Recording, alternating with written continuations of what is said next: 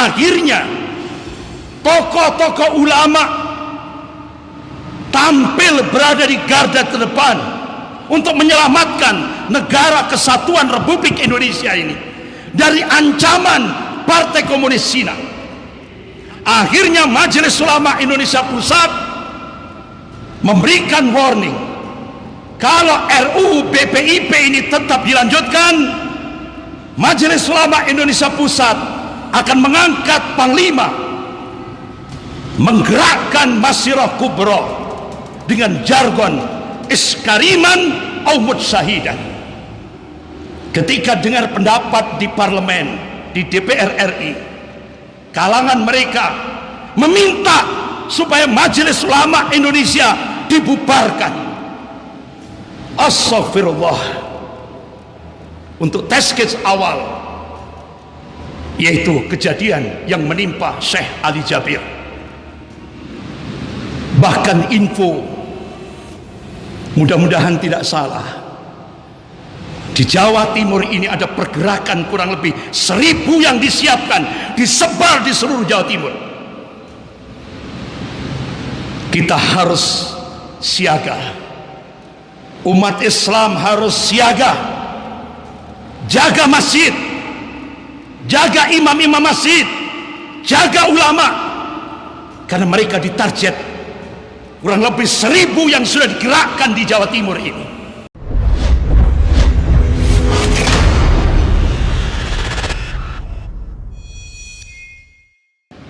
Dan semoga Allah Subhanahu wa taala senantiasa memberkahi dan merahmati kehidupan kita sampai kita menghadap kehadirat Allah penuh dengan ridho dan ampunannya. Amin ya rabbal alamin.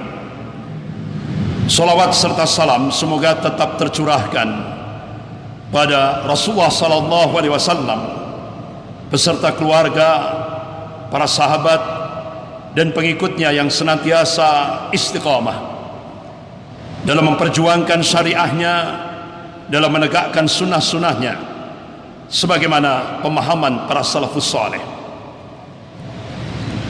Ma'asyiral muslimin, jamaah Jum'ah rahimakumullah.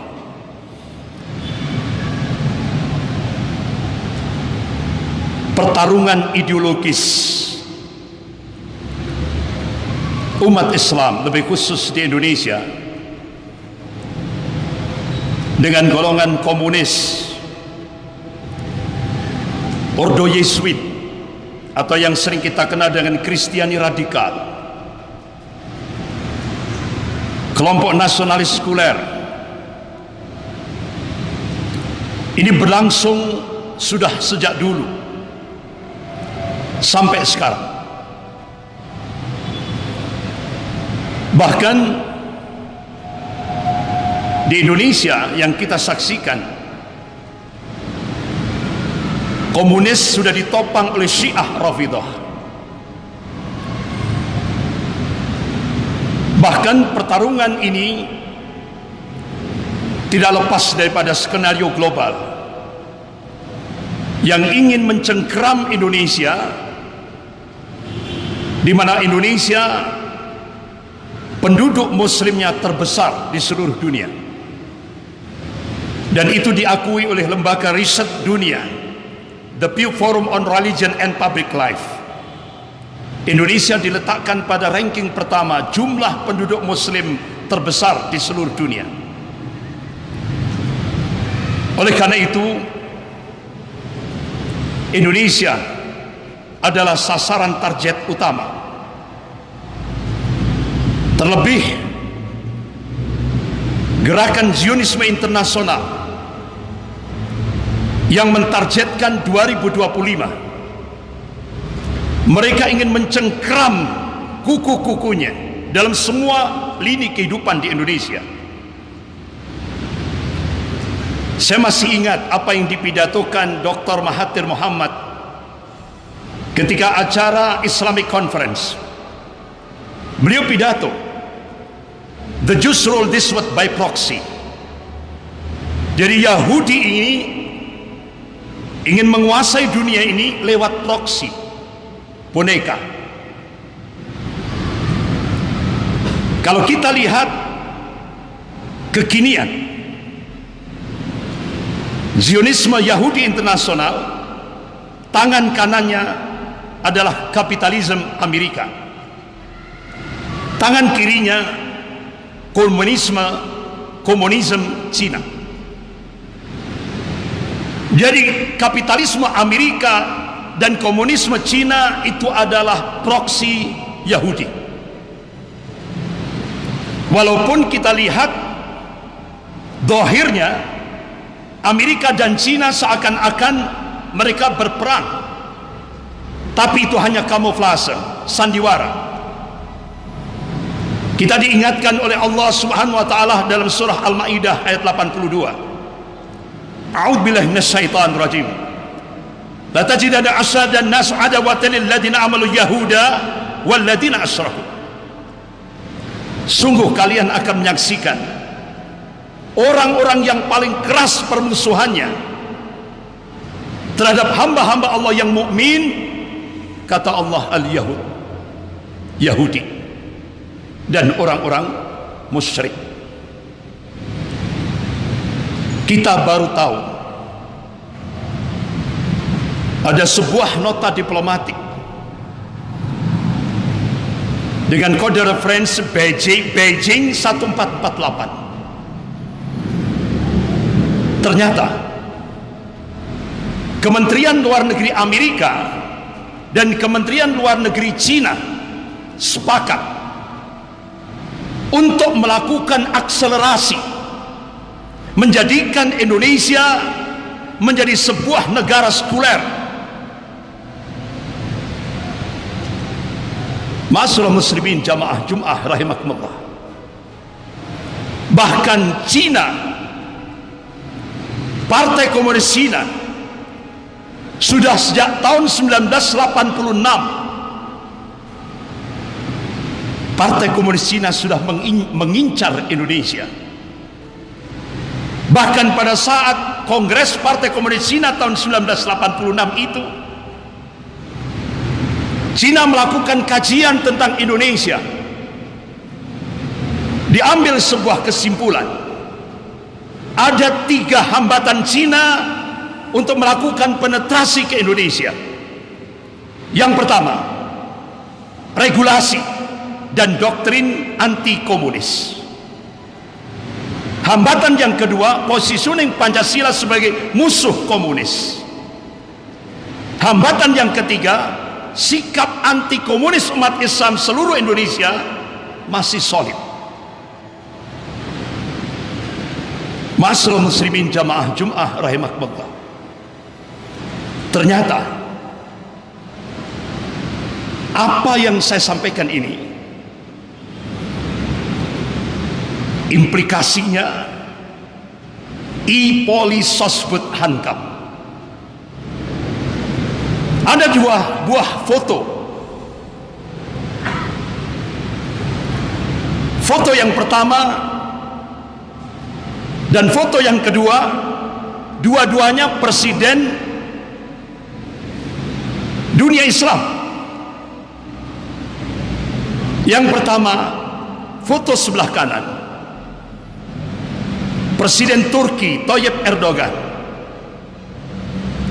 Beliau ziarah di makamnya Muhammad Al-Fatih. Foto sebelah kiri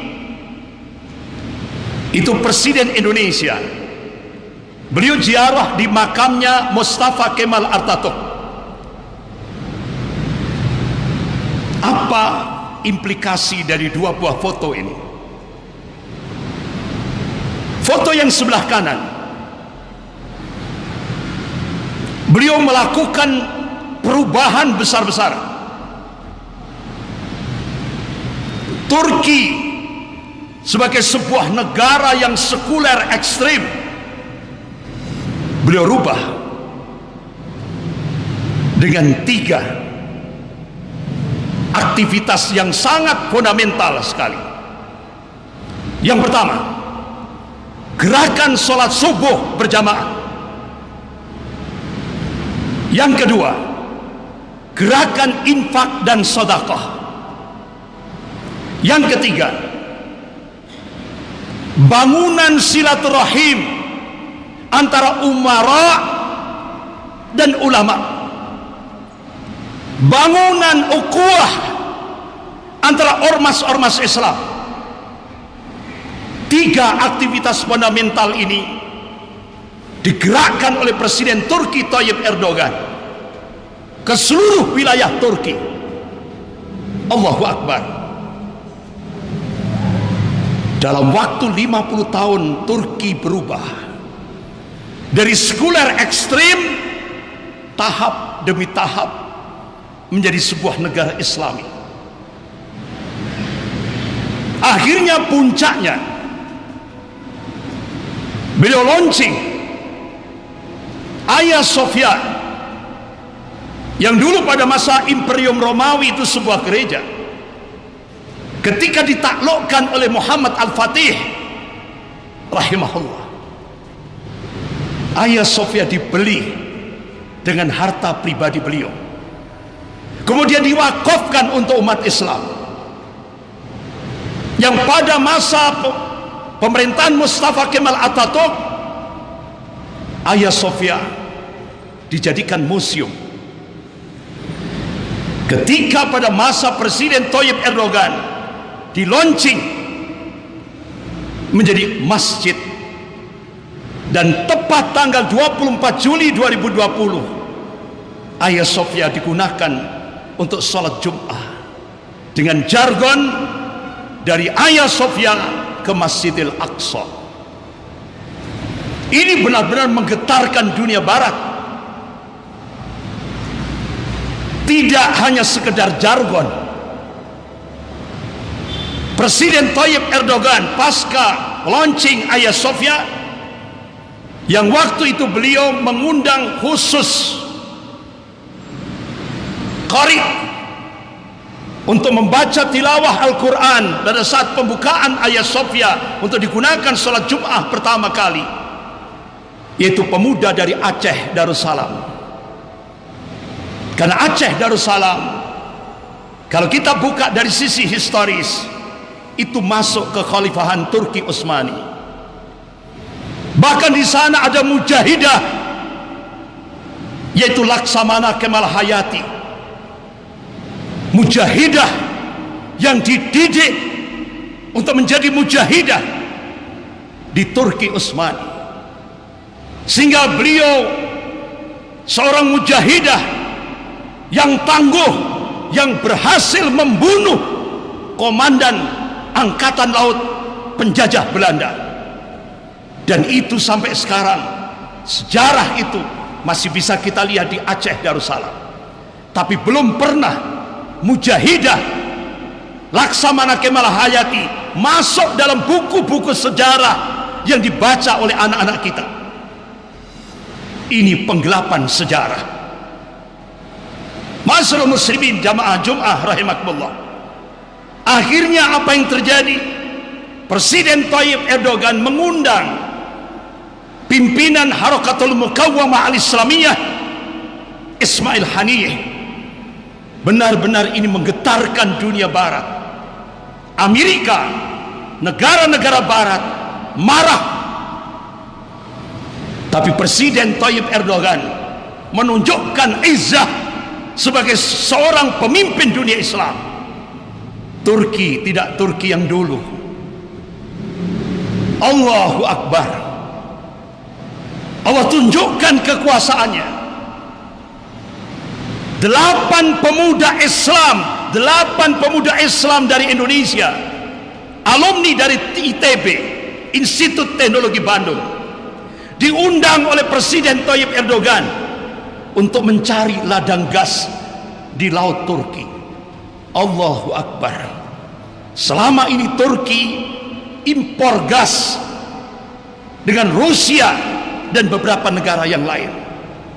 Allah tunjukkan kekuasaannya.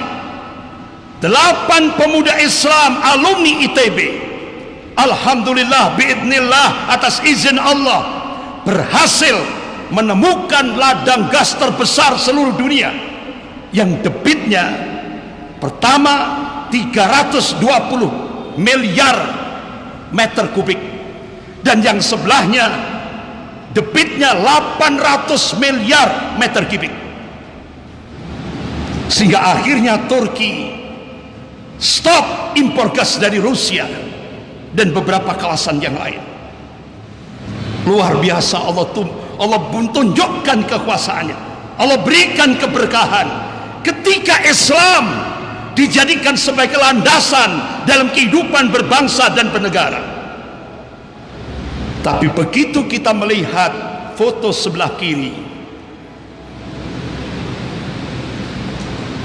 implikasinya besar. Pulang dari ziarah dari Mustafa Kemal Atatürk,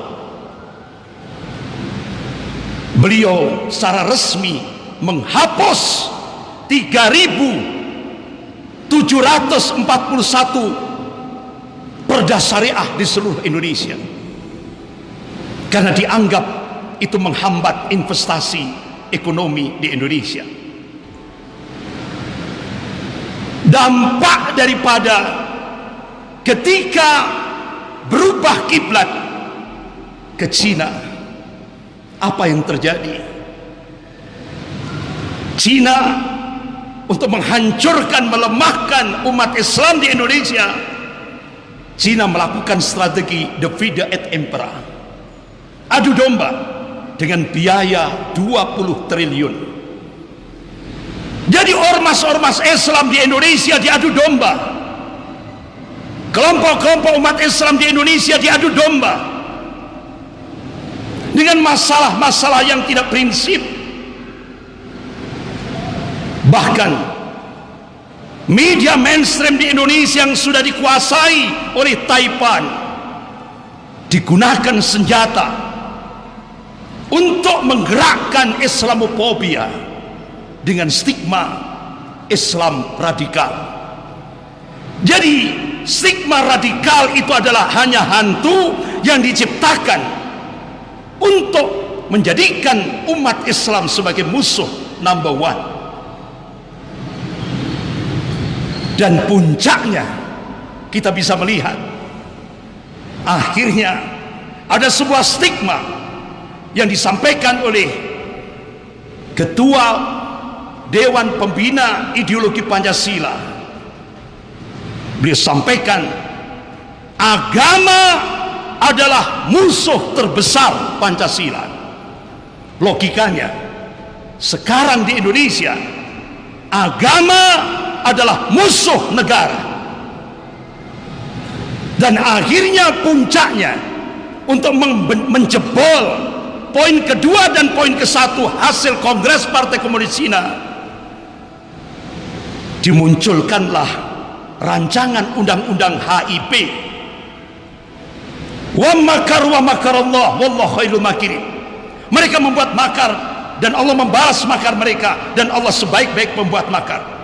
Akhirnya tokoh-tokoh ulama tampil berada di garda terdepan untuk menyelamatkan negara kesatuan Republik Indonesia ini dari ancaman Partai Komunis Cina.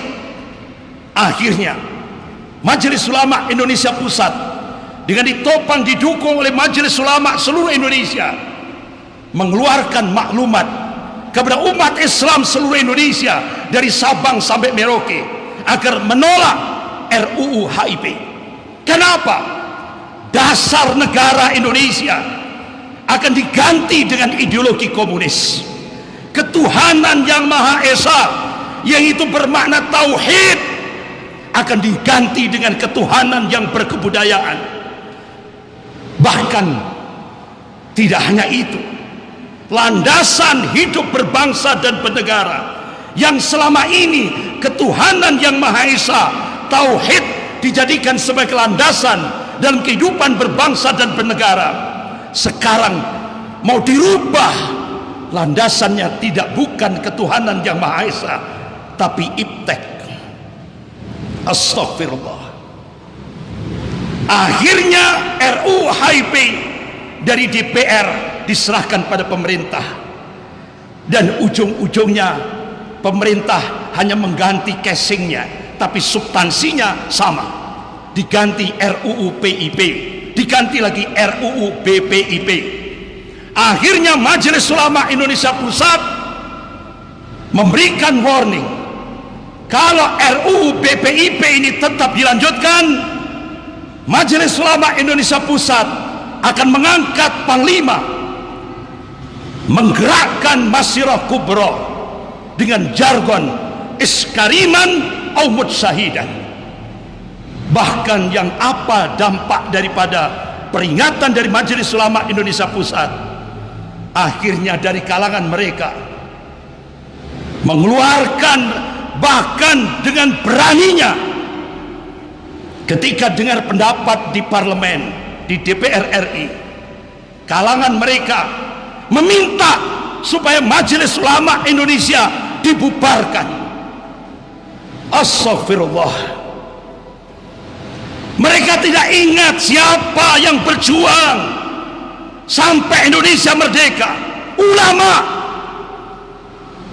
Siapa yang merumuskan Pancasila? Ulama. Siapa yang mencetuskan NKRI? Ulama. Tapi mereka sekarang ingin mengkhianati perjuangan ulama. Bahkan ulama mau disingkirkan. Bahkan Presiden Cina Xi Jinping memerintahkan bulan September ini agar Indonesia menggunakan hard power lebih keras lagi terhadap umat Islam. Dan itu sudah dijalankan untuk test case awal, yaitu kejadian yang menimpa Syekh Ali Jabir. Dan ini akan digerakkan hard power. Ini tidak lepas daripada perintah Presiden Cina Xi Jinping. Bahkan info, mudah-mudahan tidak salah, di Jawa Timur ini ada pergerakan kurang lebih 1000 yang disiapkan, disebar di seluruh Jawa Timur. Kita harus siaga. Umat Islam harus siaga, jaga masjid, jaga imam-imam masjid, jaga ulama, karena mereka ditarget kurang lebih 1000 yang sudah digerakkan di Jawa Timur ini. Kita harus meningkatkan kewaspadaan, karena bulan September mereka menggunakan hard power. Masyaallah muslimin, jamaah Jum'ah rahimakumullah. Bahkan Presiden Xi Jinping tanggal 1 Oktober akan resmi menjadikan Indonesia menjadi koloni Cina. Benar-benar pertanyaannya, apa yang bisa kita perbuat untuk 4 tahun ke depan? Apa yang kita bisa perbuat untuk 4 tahun ke depan?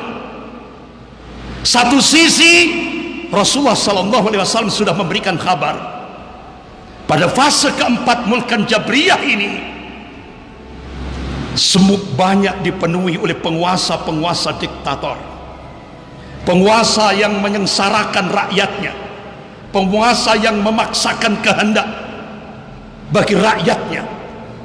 Oleh karena itu Rasulullah SAW memberikan kiat, kalau kita ingin selamat pada fase keempat yang dipenuhi dengan fitnah-fitnah akhir zaman ini, yang pertama, Rasulullah menyerukan al-mubaddirah bi'amal, bersegera beramal soleh, jangan ditunda. Yang kedua, at-tamassuk bisunnah, berpegang pada sunnah Rasulullah SAW. Yang ketiga, ar-ruju' ilal ulama, kembali ke ulama. Ulama yang mana? Kata Imam Syafi'i rahimahullah, cari ulama yang paling dibenci oleh golongan kafir dan golongan munafik, jadikan itu sebagai pijakan. Yang keempat, kuatkan kesabaran, kuatkan kesabaran. Ya ayyuhalladzina amanu sabiru wasabbiru warabbitu wattaqullah la'allakum tuflihun. Yang kelima, ad-du'a, doa. Terus apa yang bisa kita perbuat pada 4 tahun ke depan? Waktu kita singkat, tapi kita diberikan keyakinan oleh Allah Wa man nasru illa min indillahil azizil hakim. Kemenangan itu datangnya dari Allah yang maha perkasa lagi maha bijaksana. Wa kana haqqan alaina nasrul mu'minin. Kewajiban kami, kata Allah, memenangkan golongan mukmin. Islam pasti akan dimenangkan oleh Allah Subhanahu wa taala. Itu sebuah kepastian. Golongan mukmin pasti dimenangkan oleh Allah Subhanahu wa taala. Oleh karena itu, apa yang bisa kita perbuat? Yang pertama, 4 tahun ke depan jangan ditunda, gerakan terus. Dakwah tauhid harus terus kita gerakkan, karena itu pondasi kalau kita ingin mendapatkan al-falah, kemenangan dari sisi Allah Subhanahu wa taala. Yang kedua, tarbiyatul islamiyah. Ayo munculkan dari pesantren-pesantren kita, madrasah-madrasah kita, lembaga-lembaga pendidikan Islam kita, generasi Rabbani, generasi yang semua pola pikirnya, semua aktivitasnya rujuk ilal Quran was sunnah. Jadikan pesantren-pesantren kita, madrasah-madrasah kita, lembaga-lembaga pendidikan Islam kita menjadi sarana strategis untuk membangkitkan sofatul islamiyah, kebangkitan Islam. Kemudian yang ketiga, as-siyasah as-syar'iyyah. Ayo ajak umat Islam ini jangan sampai buta politik. Kalau umat Islam buta politik, apa yang terjadi di Andalusia akan terjadi di Indonesia. Ayo jadikan umat Islam di Indonesia ini supaya melek politik, terutama as-siyasah as-syar'iyyah, politik syar'i, politik Islam. Kemudian yang keempat, iktisadiyah islamiyah. Ayo bangun kekuatan ekonomi umat. Dari mana? Masjid, masjid, masjid. Dengan kekuatan jamaah, bangun ekonomi umat lewat masjid dengan kekuatan jamaah. Kemudian yang kelima, bangun askar islami, bangun laskar-laskar islami. Karena ke depan tantangan kita lebih besar dan lebih kompleks. Insya Allah 5 program ini Allah Subhanahu wa taala sudah berjanji, wa kana haqqan alaina nasrul mu'minin. Mudah-mudahan Allah Subhanahu wa taala memberikan keistiqomahan kepada kita semuanya. Mudah-mudahan Allah Subhanahu wa taala menjadikan kita semuanya menjadi ansarullah, ansarullah, penolong-penolong agama Allah sampai kita menghadap Allah. Mudah-mudahan kita diberikan akhir yang husnul khatimah. Barakallahu li wa lakum fil Qur'anil azim wa nafa'ani wa iyyakum bima fihi minal ayati wa dzikril hakim. Aqulu qouli hadza wastaghfirullah innahu wal ghafurur rahim.